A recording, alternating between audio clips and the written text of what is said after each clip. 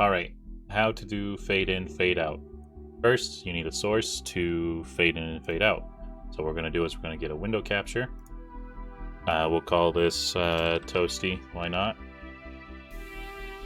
We got a capture right here that we're going to do. So now we have this source that we want to fade in and fade out. What we're going to do is we're going to need to add 3 different filters to this to work. The first one is going to be a color correction. And we'll just leave it named color correction. You can see it up there. And we can do it like this. Second one's going to need to be a move value filter. To get the move value filter, you're going to need to have the plugin called like move source or move transitions or something on OBS. We'll call this one fade out. We'll create another one, call it fade in, move value filter, fade in. Once that is all there, you can see these options down here. For fade out, we want it to use the color correction value of opacity, and for it to fade out, we want the opacity to be set at 0%. That'll make it so it's invisible. The way that it gets fade out is you set the delay to whatever you want. So like 1 second from 100 to 0 is it's a 1 second fade out. The start trigger we're going to set to enable and disable. I'll show you that why in a second. And we are just going to disable it.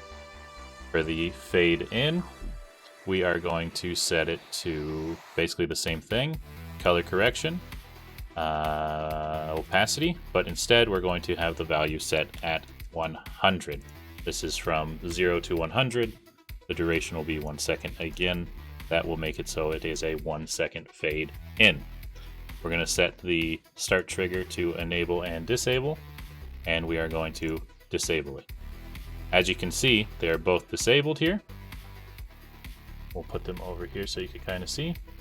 So now, if we click on the fade out filter, it should fade out the source and then also disable this filter. So I'll click it once, it fades out, automatically disables it. We click the fade in, it fades back in, automatically disables it.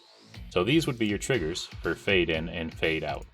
Say you were going to use something like Leorn board, for an example. We will do that here. I have a Leorn board.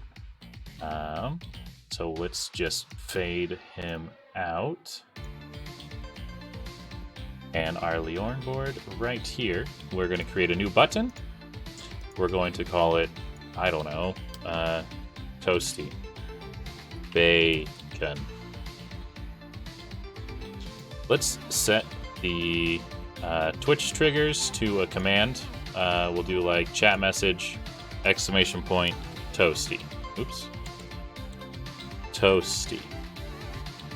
Hit done. Now we're going to set the commands that'll actually trigger it. We're going to add one command. This will be to fade in. So we're going to do filter, change visibility.